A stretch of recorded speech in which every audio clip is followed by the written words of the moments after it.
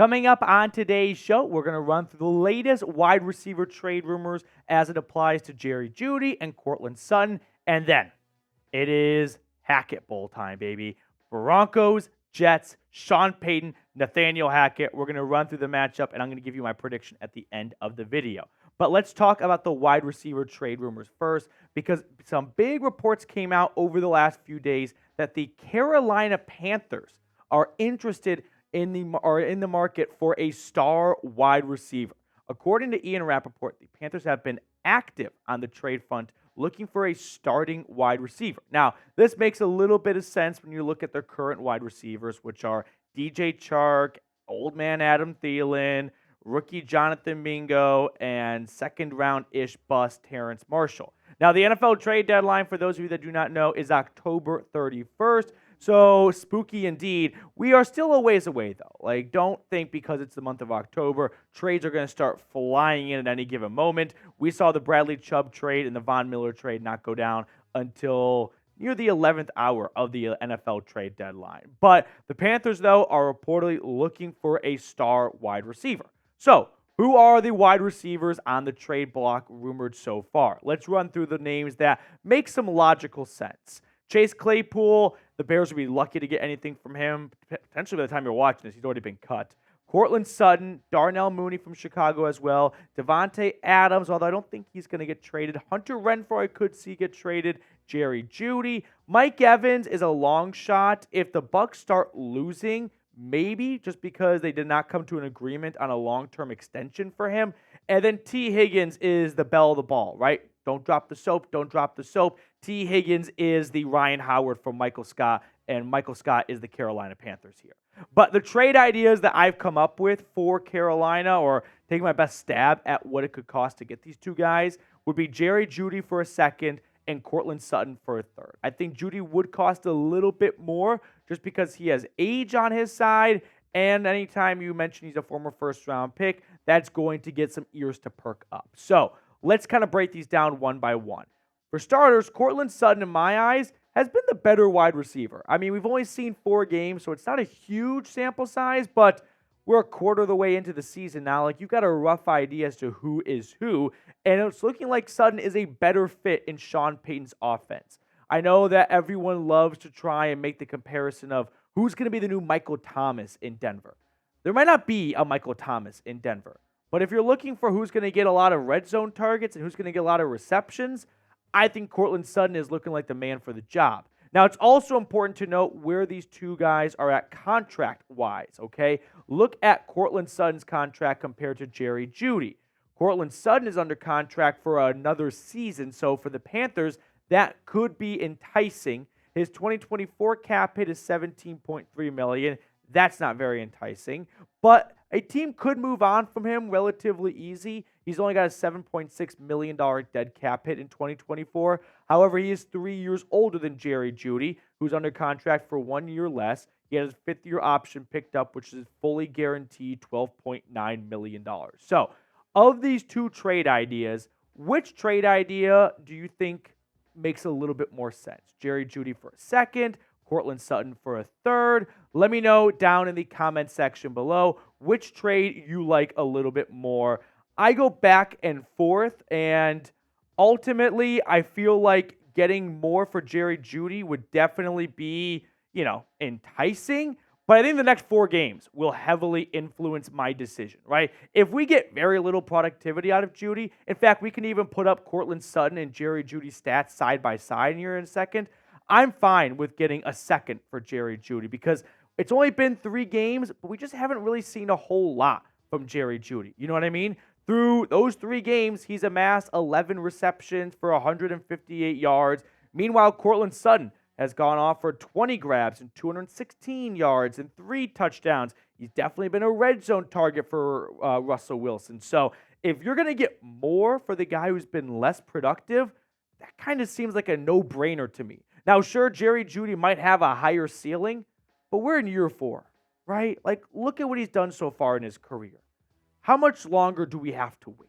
Because I thought it would really happen this year, and it still could because Jerry Jeudy did have a hamstring injury at the end of training camp, which definitely set him behind a little bit out of the gates. and football is a long season. Even if the amount of games is not a big number compared to other sports, the actual start and finish line are very far apart. So for that reason, I don't want to punt on Judy just yet. And that's why I said the next 4 games are going to be very important for me to make a decision. Because with an 8-game sample size, you might have a much better idea as to whether or not Jerry Jeudy is really ever going to break out, right? Is ever going to get over the 1,000-yard mark. Whereas if you're 8 games in and he's up to 450 yards and the team still thinks he's worth a second-round pick and Courtland Sutton is outproducing him, I didn't think I would be saying this back in the summer, but I'd rather keep Sutton and take a second-rounder for Judy rather than keep Judy and get a third-rounder for Sutton where you get a worse draft pick and you hold on to the lesser of the 2 productive receivers. That's just my 2 cents, though. All right, next up on the show, Nathaniel Hackett's return to Denver. We have been waiting for this for quite some time, and it's almost here. And before we kind of go through my predictions and a preview of this matchup, make sure you put some money down on this matchup if you want to, up to you, because the Broncos are 2.5-point favorites, and I'm all over the Broncos in this matchup. I like to make my picks before I go to bed Wednesday night. That way when I wake up Thursday, I'm ready to roll for the whole week. And I started falling in love with Denver minus 2.5 at home. And then we're going to talk about this matchup, including the uniform details. Give me the Broncos. So make your picks over at chatsports.com/bet. Promo code Broncos125 will get you a 125% deposit bonus. So if you want to ride with me and take Denver minus 2.5, which 2 weeks ago, I never would have advertised betting on the Broncos, but here we are, a win later, facing the Jets. Yeah, I'll take the Broncos with the points as well. Now, this matchup. We've got a pair of 1-3 ball clubs coming in, and a win for Denver would be ginormous because not only do you get yourself a little bit closer to trying to keep your head above water and stay alive in the playoff hunt at 2-3, but if you lose this week, you go into Thursday Night Football a few short days later at Arrowhead against the Chiefs, 1-4, staring at 1-5.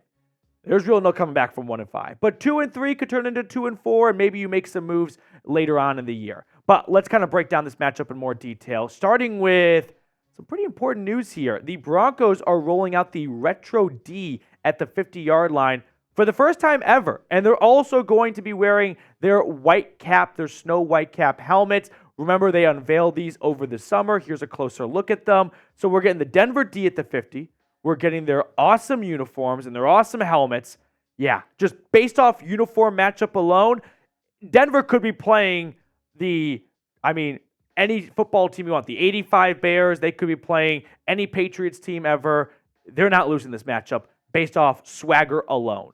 Now, as for the injury report, there are some pretty important names to go over here. Javonte Williams did not practice on Wednesday with a quad injury. Judy's still limited with the knee, but they did get Baron Browning back. Remember, he started the year on the PUP list. Josie Jewell and Justin Simmons and P.J. Locke all returned to practice. P.J. Locke, another guy who missed the start of the year. So they've got a long list of names on the injury report, but they are getting some crucial guys back. So if you could get Baron Browning back and have him go with Nick Bonito and Jonathan Cooper, now that Randy Gregory is kind of out of the mix, you could have some good defensive ends wreaking havoc on Zach Wilson. Justin Simmons has not played his best ball so far this year, but hopefully if he's healthy, he can put up some nice numbers for the Broncos. Now, let's take a closer look at the stats between Denver and New York. So the Broncos so far are averaging 25 points per game, but they are giving up 37.5 points.